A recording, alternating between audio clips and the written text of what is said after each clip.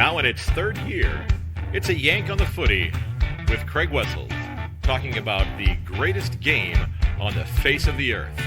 Sit back and enjoy, everybody.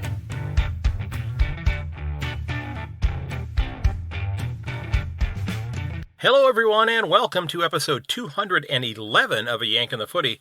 I'm Craig Wessels, coming to you from Sandusky, Ohio. Thanks for giving this episode a listen. I'm going to be jumping into a couple of news items that have popped up, as well as sharing my thoughts on this new little endeavor that I am taking here during the footy off-season as a result of a new blog post that I put up day before yesterday over on my website, yankonthefooty.com. And I do hope you'll check that out, but we're going to discuss that a little bit in this episode.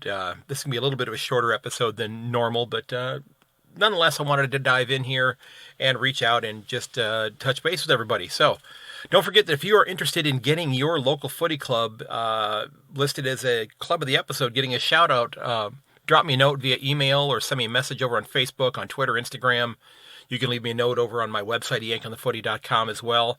And today's club of the episode is the Eton Boomers. And I like the name. I understand the Australian connection with Boomers, but the aviation squadron that I was in when I was in the Navy back in the 1980s were also the Boomers as well, and our colors of our squadron were in fact the yellow and green. We flew a what was known as the A6E Intruder. It was an attack aircraft. It's no longer in use anymore. They stopped flying those back in the mid to late 90s, I believe, is when they were retired. If you've ever seen the film The Flight of the Intruder, that's the plane. Okay, so the Boomers are a club that plays in the Southwest Football League, south of Perth, in West Australia, along the coastline. And the club plays all of their games, or their home games, I should say, at the Eton Sports Club on Council Drive. And as I was doing a little bit of digging into the club, I did see that their leading goal scorer on the senior side this year with 29 was Joel Houghton. And a couple of news items in terms of coaching changes for the club this year coming up for 2023. Brendan Page, who was a two-time premiership player with the Boomers, has signed on to be the club's Colts coach. And just this past week, Chris Kennenmont signed on to be the Boomers' league coaching position. So I assume that would be the senior side because it was the kind of a standalone post over on their social media. So Boomers, I wish you all the best next year. I know that the senior side finished in 6th place on their ladder this year. And I wish you the absolute best going into 2023. Hope you have a fantastic year.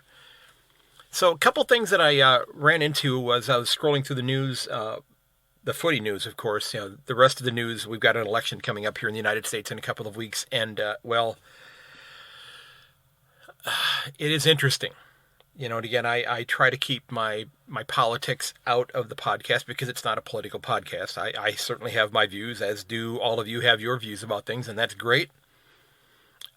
I'm not here to try to, preach my views to anybody, which are germane to the whole idea of footy, so I'm not even going to get there. But back to it just being footy news, okay? So, but as a government teacher, these are the kinds of things that I have to talk about with my students at school, and we look at both sides of issues, and they're now actually doing a project where they are creating a video campaign researching the political parties and doing a campaign where they're having to encourage people to join Party A, Party B, Party C, and they get to select which party they want to utilize there. And this helps them learn a little bit about where these different groups stand, and maybe will help them to further identify what their thoughts are on things, because it's not my place to tell them what to think. I want to point them in the direction. Here are the issues. Figure things out for yourselves, have a discussion with your parents, that sort of thing. Talk to your friends about it. You don't need to think like me. If you do, that's okay, but you're not going to know how I think because it's none of your business. And it's none of my business how you think as far as my kids go. So back to the footy news, because there are a couple of things going on here, and I really wanted to get into something that was a little bit more important in terms of what I'm going to be working on over the next couple of months as we're gearing up for another preseason. I know that the women's comp is winding down here with round 10, and then the finals coming up. And I'm just going to say it again. Donnie Hess, you're doing a fantastic job of supporting the women's game and talking about the women's game each week. I just, with the change of the schedule in terms of when the games are being played, it is right smack dab in the middle of when I do all of my announcing for football and for soccer. So I've not been able to watch the number of games that I wanted to. I've watched every AFLW game last year, every single one of them. I've seen maybe 35% of them this year. And most of those were early in the season. So I'm catching the Cats games later on and a couple other ones here and there, but it's just very hectic right now with the school year having started back up as well. So that having been said, again, hat tip to you, Donnie. You're doing a fantastic job with that. And also the other footy podcasts that are related to the AFLW that are in Australia, you're doing a fantastic job with those as well. And hopefully you will check those out because the game is improving, even though I've seen a limited amount of games this year. The game overall, year on year is improving. And I'm really excited about seeing where it goes coming up in the future. Now, the first thing I wanted to get into was the idea or the concept of the Magic Round, and it sounds like that may be a bit of a possibility. And you'll have to let me know if this is something that has occurred in the past, because it sounds like it's something that is making a return rather than this being a novel concept or something that's brand spanking new. This sounds like this is coming back again. But as I said, it sounds like it's going to be a possibility. Channel 7's Tom Brown has stated that SA and New South Wales are supposedly the favorites to get the Magic Round, and this would bring a 23rd game into the fixture for 2023. Now, the article I read on Zero Hanger, which I will link to, which discussed Brown's reporting, I think there was a typo on here because it talked about how they would be playing then 24 games instead of the usual 23. And I think they were just off by one there. I think it's 23 rather than the usual 22. And the players would get extra compensation for this. It does sound like South Australia has offered up a fee of about $10 million to host this, and hoping to have the Magic Round taking place during the school holiday in April. Now, this is not something that is that's new to me overall, because the NFL added a 17th game last year. The NFL used to have a 12-game schedule, then they went to a 14-game schedule, and then a 16-game schedule as more teams came in, and now they have a 17-game schedule, so each team will play 8 home games, 8 away games, and then they will rotate each year where they'll have one extra home game or one extra road game. Now, I like the idea of a Magic Round as far as the NFL is concerned, but I think that should be done a little bit differently. And again, this is going to sound a little hypocritical of me talking about, playing the games, elsewhere. I know that Mel would love to see the Packers come play a game in Melbourne. And Mel's nodding her head right now. She's listening. But, the NFL plays several games in Europe throughout the course of the year. In Germany a couple times. I know they play a lot of games in England as well. But my thought, and again, I don't think there's anything wrong with that necessarily, but I don't know if you would, if you were deciding to have something like a Magic Round, maybe that 17th game in the NFL, I've thought that rather than it being a home game for one of the two teams, that maybe it become a neutral site game, sounding like what the Magic Round would be here. That maybe you would have the, because here in the United States, college football is absolutely huge. The University of Michigan, the Ohio State University, the University of Texas, Texas A&M, Clemson University, the University of Georgia, University of Alabama. These are all places that have stadiums that seat 65, 70, 80, 105, 110,000 fans in the stands. MCG-sized crowds, even bigger than the MCG. For a college football game, these are people who are not technically playing professionally, although in a way they're sort of getting paid for it. But I think it would be great if the NFL would go to maybe some of these college towns, in the interior part of the United States where there maybe are not NFL teams, Or maybe they do go. Maybe they rotate playing. Even more so in Europe. Maybe they go play a game in England and in Spain and in Germany and France and in Australia, and maybe they go to New Zealand as well and play a game there. And they send the league out to all these different locations. Maybe during one particular week, the entire league leaves the United States and goes and plays elsewhere. I don't know. Maybe it's not a bad idea. I don't know, but again, they're not going to ask me. But I kind of like the idea of the Magic Round. But, I wonder, though, is this in the best interest of the game? Because, we're at a point in time right now where the concern, and certainly warranted, the concern is concussions, head trauma, long-term injury,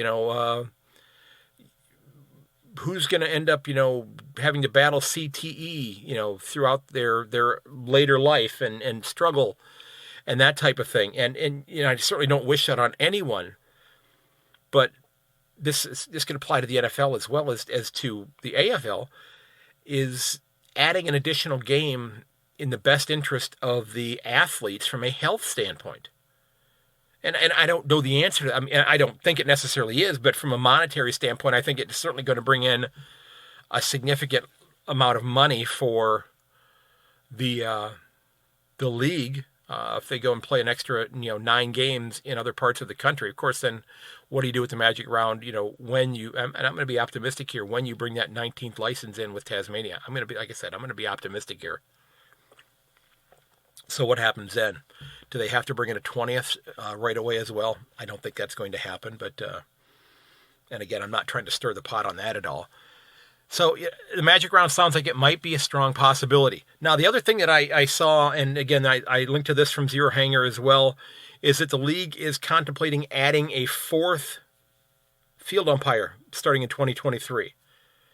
And I know those of you who are at the games, I hear the cheering, I hear the booing, I hear some of the other things in case the localized microphone in the stands might pick up. I haven't heard you in particular, but you hear things from the crowd and that sort of thing about the displeasure in terms of the calls that are made on the grounds or are not made. So this is to me a bit of a double-edged sword here, this situation here. I get the idea of wanting to adjudicate the game more effectively and making sure they're getting the calls right. Now, the other idea is to try to, as the article mentioned, to lessen the running load on the umpires, because I think we can safely say that the AFL and probably the WAFL, the SANFL, the VFL have, I would say they have the fittest officials or umpires of any game on the planet with the amount of running that they have to do. Okay, Major League Baseball umpires, here are sometimes they're a little bit shaped like the ball. I remember back in the 1980s, there was an umpire by the name of Eric Gregg, and you can probably find this on YouTube. He was a rather big guy. He probably weighed more than I did in August of last year. And again, I'm down about 51, 52 kilos since August of last year. So I still have a long way to go. I'd like to lose another 50 kilos if I can, which would make me very skinny. That's probably not attainable, but you never know. I'm working at it though. But he was a big guy, and people used to joke about that. And one day, between innings, somebody had snuck out there when he was distracted, and he was umpiring down by third base, and somebody had left a cheeseburger on third base for him. They put a cheeseburger. It'd be like going and putting a meat pie in the center square, before a bounce, for a portly footy umpire, which don't exist because with the amount of running they do, they can't be that way. They can't be that way. So, I like the idea of making sure that the game is adjudicated properly, but does it, if there are more calls, if there are more free kicks, if there are more things like that happening, is that going to impact scoring? Is that going to slow down the game? Is that something that we want? Or do we want to take the good with the bad and have the occasional, oh, what the hell kind of call was that? That was a held ball. That should have been a free kick. Whatever the call happens to be. is that something that we want to replace? Is that something, do we want to have a slower paced game because more whistles are taking place, more stoppages of play are happening? I don't know. I guess that's something that we're going to have to stop and think about. So I really wonder whether or not this is a great idea or not. I don't know. I think that, getting the calls correct in a game, I think is ultimately what we want. But if it's at the expense of slowing the game down or taking, scoring off the scoreboard, I don't know if you really want that or not. I don't know. But the main thing I wanted to get into today, I want to spend a couple minutes on this before I wrap up. And like I said, this is going to be a shorter episode than normal. Is that I'm trying to set up a series of shorter interviews, 15, 20 minutes or so, talking with people about their most memorable game, the game that is etched in their mind. And it could be, it could be a grand final game. It could be a round 4 game from 1992. I've had several people in different message or different groups on Facebook reach out to me because I shared this thought with this recent blog post. It's over on my website, yankonthefooty.com. Because again, this is something that's going to help me to learn a little bit about the history of the game. And it might then also help to jog memories of people who are listening to the podcast who will also say, oh, I remember that game. And that might trigger another memory about another contest that they had. And it just gets you thinking about footy, gets you excited about footy coming up here in just a couple of months. I just thought this was a neat way to go about doing that. And it helps me to learn a little bit about the history as well. And again, maybe it's a game that you played when you were younger. Maybe you were 12, 13 years old and you were in your formative years and you had a great event that took place. I had somebody in one of the Richmond discussion groups who shared with me their story. And I'm going to try to set up a time. And what they told me initially about this is like, okay, I really want to know how this story turns out here because something pretty traumatic happened to them. And I guess it turned out okay because they're telling me about it, but something traumatic happened to them which led to them going to this game or remembering this game in particular. So I'm really excited about that. So if you have a game, and maybe it's, your favorite player, kicked a bag of goals. Maybe it was, and I've had several people mention the 1989 grand final, and I certainly get that. But a lot of us know about the 1989 grand final. But there were just so many different ones that were brought up and again, it'll give me an opportunity to go in and dig, especially if they're ones that I can find the statistics for. But if it's, it's a local footy club, I'm not necessarily going to know about it. Of course I'm not, but it's going to give you a chance to kind of share your story with other people, which is one of the reasons why I do this podcast. Want to help me learn about the game, but then also to share this game with other people, whether they're in Australia or whether they're here in the United States or throughout Europe or Asia or wherever people happen to be listening.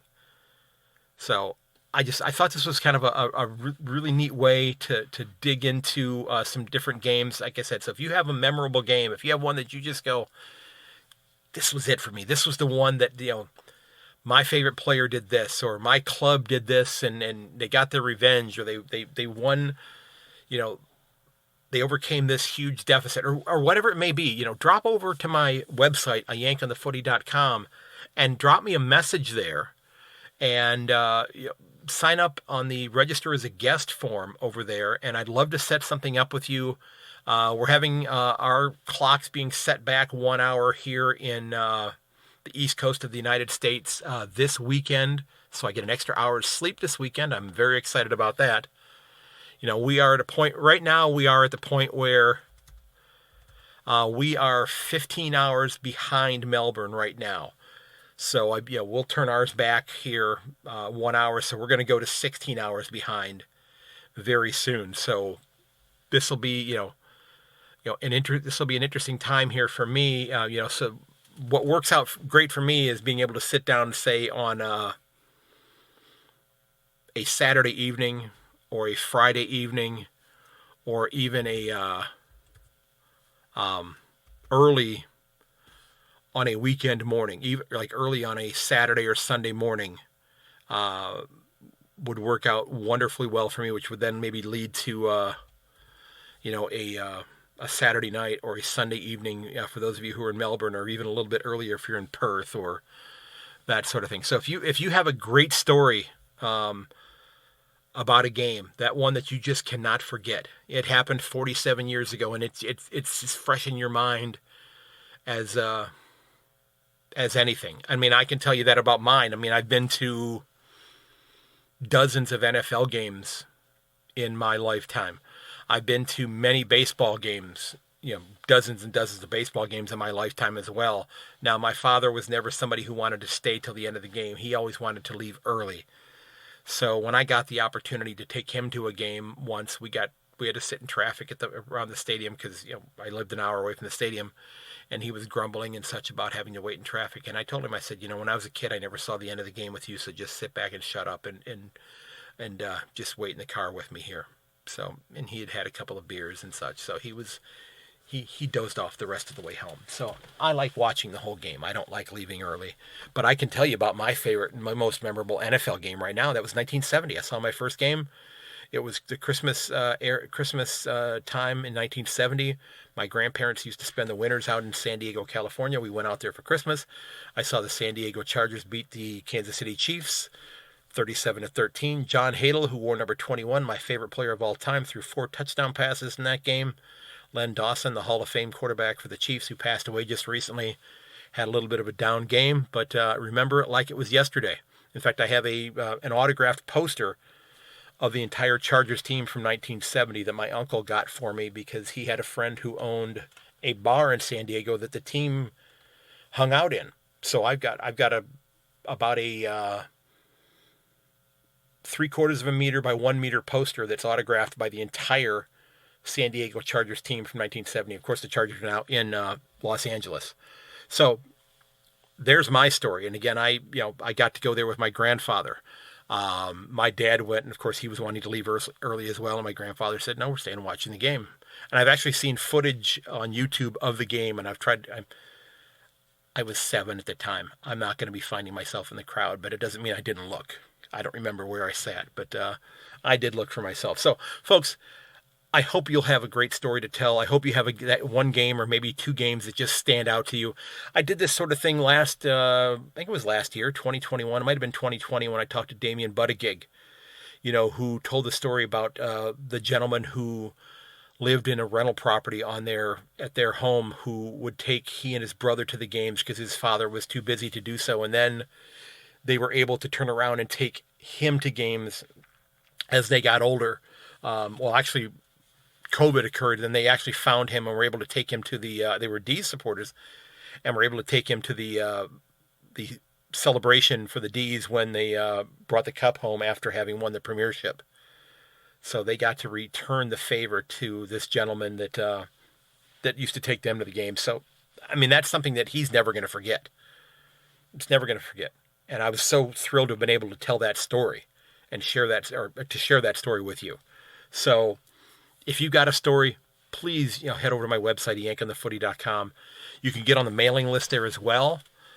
You can leave a review for the podcast. If you enjoy the show, I do hope you'll consider leaving a review, because it's a great way to help to grow the podcast. And if you haven't checked out the reviews at all on there, I mean, I have had some that I got to be honest with you, I'm pretty damn proud of them.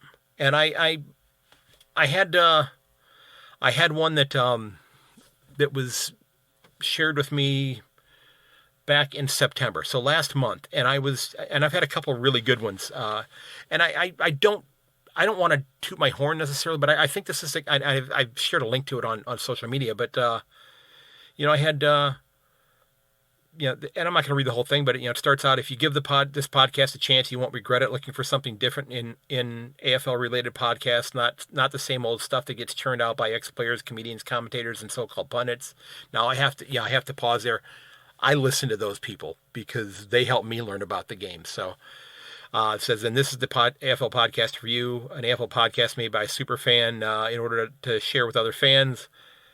Weekly analysis and previews of each round, and the biggest highlight for me were the regular interviewed episodes all year round with fellow fans and all sorts of people that have a connection to the game. And it talks about, me being an independent podcaster, compelled to create and maintain this podcast as a labor of love, and it shows the passion, appreciation, respect for the game, and all those involved in that it's genuine and in no way a gimmick. And this person recommends, going back and listening to older episodes, and I talk about how I fell in love with the game and some of my earlier interviews and that type of thing. And I can't say I disagree with the last line on here. It says, this podcast is highly recommended and really deserves a bigger audience. A little known gem loved by every listener lucky enough to discover it. Do yourself a favor and give it a try. I can't thank them enough for that. I mean, and I've had quite a few like, I shouldn't say quite a few. I've had a few like that. I mean, I haven't had any negative reviews at all. And maybe those folks have just not filled them out yet. I mean, hopefully, and if there's something I could do better, please let me know. But, I was listening to a political podcast that they were sharing one of their 5-star reviews on during their episode that I listened to this morning. And I thought, maybe I should go ahead and just share that. So I appreciate the fact that this person took the time to craft this, several paragraph review, and I can't thank them enough. So if you enjoyed the show, if you want to write a review, that's fantastic. But if you just want to tell a friend, that would be a huge help as well. And again, like I said, you can head over to the website and you can get on the mailing list so that when a new episode comes out, it ends up in your inbox as soon as it becomes available. Now I'm closing in on 100 subscribers on the mailing list, so I'm going to have to figure out a new way to, once I get past 100, I think I can only send out 100 emails at one time through my free Gmail account. So I may have to explore using MailChimp or something of that nature, which I have to find out how much that costs in order to do that. But again, if you head over to my website, yankonthefooty.com, you're going to find everything about the podcast. My store page is there. If you want to buy a sticker for the show, or you need a pair of Yank on the Footy socks, which I'm going to order for myself because I really want to get a pair of those. I just think they're kind of cool looking. I like crazy socks. I had Michael Gallis, and by the way, I want to take just a moment here, and I will mention this a little bit more fully, but Michael Gallis, who I've had on the podcast a couple of times, just got back home to Victoria a couple of days ago. You may remember I had him on where he was at the Nookaburra cattle station working as a principal at the school there for several months. After he left there, he headed home for a few days and then was back out to Pakistan to help coach and select the women's national team for Pakistan for AFL. And he also coached the men's team this past week in the Asian Championships, and the Pakistani team won the premiership. So, Michael, good on you, sir. So darn glad that you are home and safe. Relax. Please ask your wife to hide your suitcase. Stay home for a little while, okay?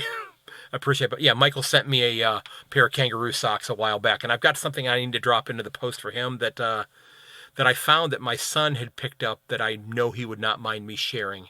It's something I know Michael would appreciate, so I've got to get that out in the post to him as well. So again, ladies and gentlemen, look out for each other.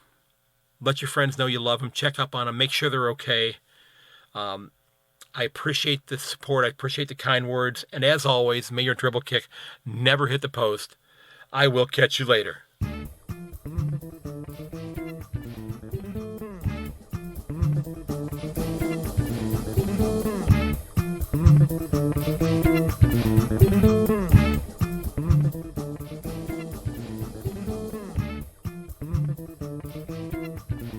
This has been episode 211 of Yank on the Footy. Again, don't forget that you can reach me at Yank_on on Twitter, yankonthefooty@gmail.com. You can find a Yank on the Footy podcast on Facebook. You can find me, Craig Wessels, on Facebook if you want to link up there as well. I am on Instagram as well. I appreciate you listening. I truly do. And until next time, ladies and gentlemen, I do hope you'll share the podcast. And as always, goodbye. And I will talk to you very, very soon.